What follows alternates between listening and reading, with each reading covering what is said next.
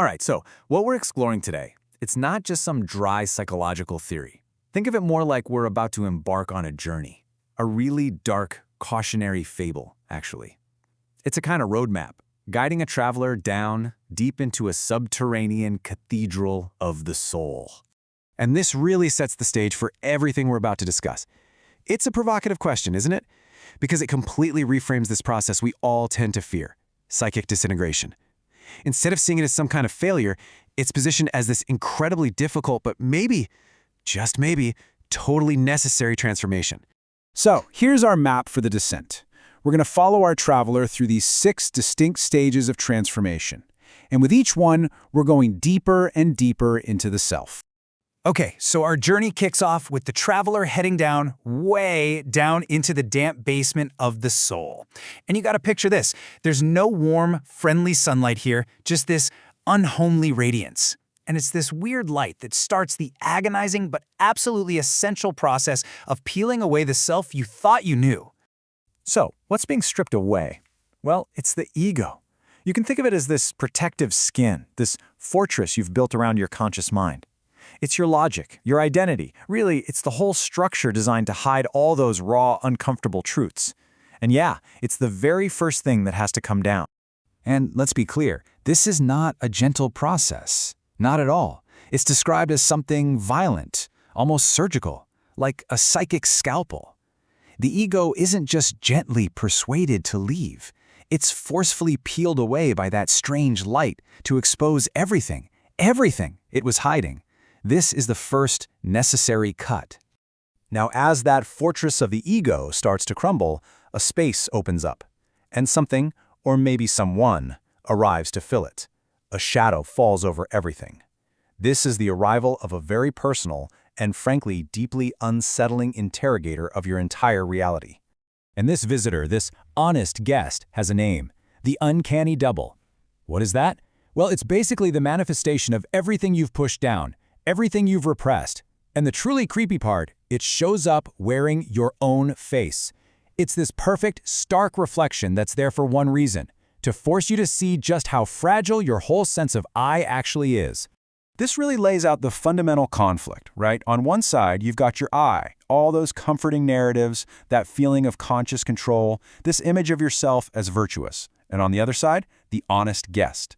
And it brings none of that. It brings absolute reality, internal chaos, and the cold, hard, repressed truth. It's a total showdown, and there's really no room for negotiation. So you face this unsettling truth in the form of your double, but you can't just look at it. The next step is, well, you have to consume it. This stage is framed as a kind of profane ritual, an inverted Eucharist. It's all about taking in the very parts of yourself that you once decided were monstrous or toxic and just pushed away. So what is this truth you have to consume?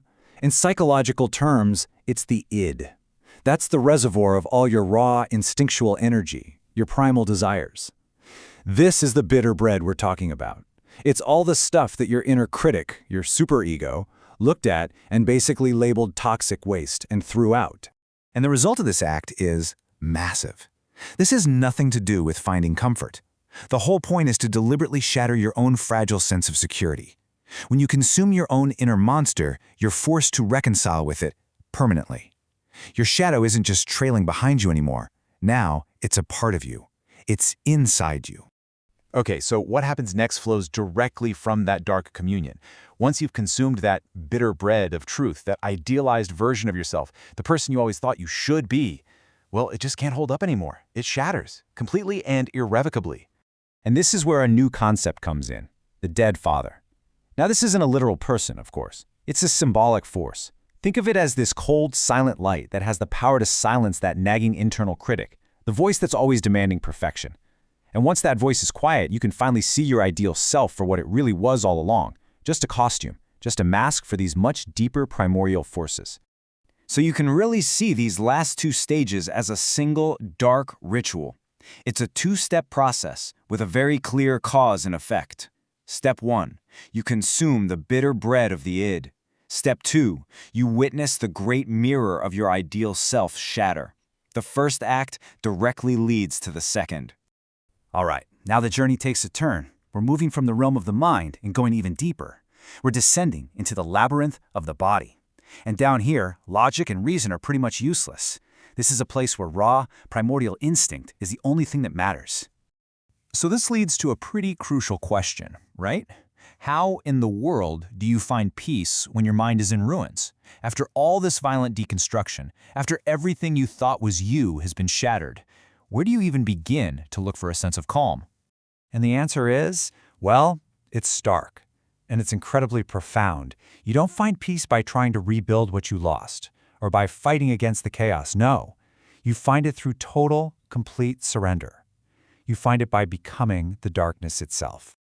This quote here just nails it. This total acceptance is called a sacred yes. It's this unconditional agreement with the raw, pulsing reality of your gut instincts.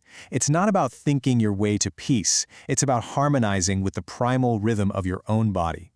And so, we reach the final stage. The traveler emerges from this subterranean cathedral.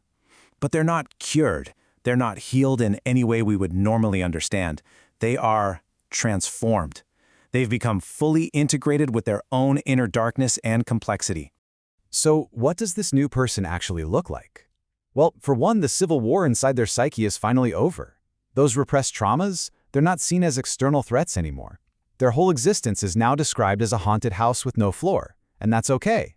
And maybe most importantly, the beast, that primal, instinctual part, is recognized as the rightful host, not the saint. And that brings us to the final, really haunting takeaway of this whole journey. To be truly whole, you have to accept that your mind is always occupied by the presence of the shadow. See, wholeness isn't about getting rid of the darkness. It's about finally understanding that the shadow isn't just a visitor, it's a permanent resident. And true integration is just learning to live with that.